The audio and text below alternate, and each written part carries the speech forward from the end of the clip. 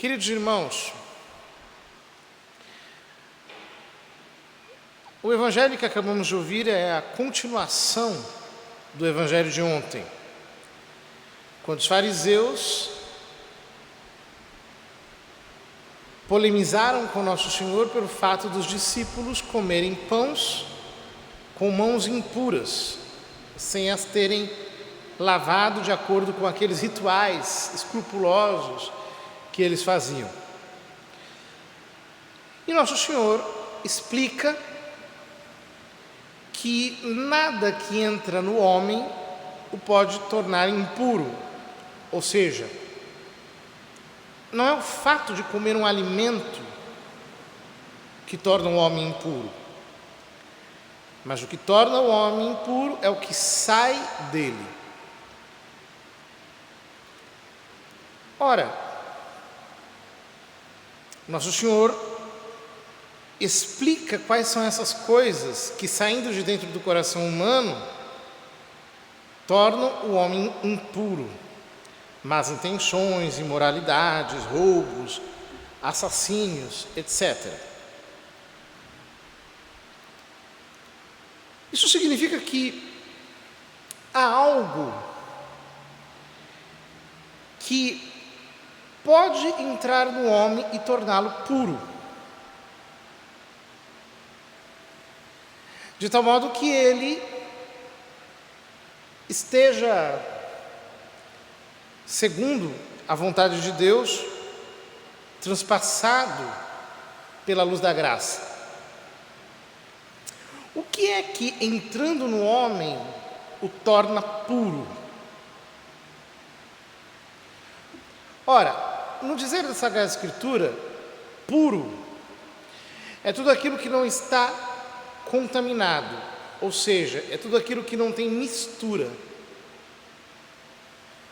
Ora, sobrenaturalmente falando, aquilo que nos resgata da mistura com os bens criados, da excessiva escravidão aos bens criados, do excessivo apego aos bens criados, é a fé. A graça divina infunde em nosso coração a fé, e quando nós vamos praticando a fé, quando nós cremos com todo o nosso coração, quando nós aderimos ao Senhor de todo o nosso coração, quando todo o nosso ser se dirige a Cristo através da oração, o que a graça vai operando em nós é uma ascensão que vai nos libertando do encardimento das coisas mundanas. Então, óbvio, o que passa a sair de nós é exatamente o contrário disso. São boas intenções, comportamentos morais, restituição, promoção da vida, fidelidade, espírito de desapego, bondade, honestidade e assim por diante. Porque é a vida de Deus que começa a se manifestar em nós. Ora, uma prova da realidade disso é a vida de Santa Clara, ou melhor, de Santa Escolástica. Ela me evoca Santa Clara porque, assim como Santa Clara esteve junto de São Francisco na difusão da ordem franciscana, fundando o ramo feminino da ordem franciscana, Santa Escolástica esteve junto de São Bento na difusão da ordem beneditina, o seu ramo feminino. No momento em que a igreja estava passando por um verdadeiro impasse. O Império Romano do Ocidente tinha caído, todo o Ocidente estava sendo invadido pelos bárbaros, especialmente ali naquela região, pelos germanos, e foi justamente São Bento que pela fundação do monaquismo, conseguiu conquistar o coração daqueles homens, daqueles germanos. Os monges beneditinos se tornaram um viveiro de santidade, de virtude e também de evangelização, de ensino, de civilização para aqueles homens.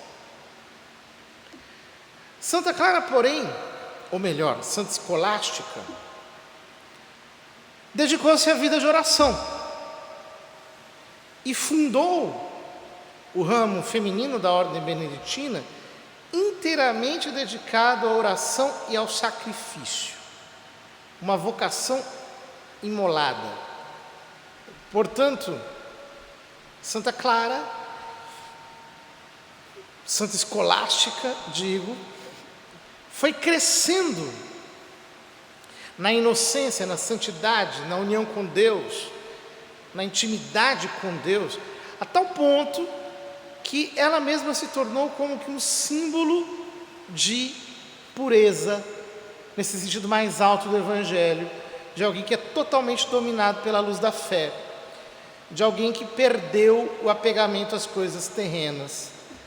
Aparece no breviário desse dia a tocante história do encontro anual que ela tinha com seu irmão São Bento. Foi ela até as proximidades do mosteiro onde vivia São Bento e encontrou-se com seu irmão e passaram um tempo de colóquio sobre as coisas espirituais e não queria se separar dele. Então, São Bento precisava voltar, era já a hora dele regressar ao mosteiro. Santa Clara não queria, Santa Escolástica não queria, então ela inclinou a cabeça sobre a sua mão e naquele instante começou a cair uma tempestade muito forte. Então São Bento lhe disse: Deus te perdoe, irmã, pelo que fizeste, impedindo-me de voltar a casa. E ela lhe respondeu: pode mais a caridade com os seus rogos do que a justiça com os seus deveres. Então passaram aquela noite inteira conversando sobre as coisas do céu, se animando, se exortando, fizeram um tempo de diálogos, de colóquios espirituais, uma vigília ao Senhor, até que na manhã se despediram e 3 dias depois São Bento viu a alma de Santa Escolástica subindo ao céu como uma pomba, de tal modo que estava assinalada a inocência daquela alma contemplativa que se dedicou apenas a buscar a Deus com toda a intensidade do seu coração. A nossa religião não consiste em observâncias exteriores, fazer isso, aquilo, comer aquilo, deixar de fazer isso. Não há uma dieta católica, não existe isso. A nossa ocupação é espiritual, nós temos que nos dedicar com toda a nossa força à vida de oração, a ter uma profunda vida sacramental, a buscar a Deus com todo o nosso ser, polarizando toda a nossa vida na atenção amorosa para com Ele. Aos poucos Ele vai nos extraindo daquilo que é terreno, nós vamos nos tornando mais espirituais, nós vamos ganhando intimidade com o Senhor.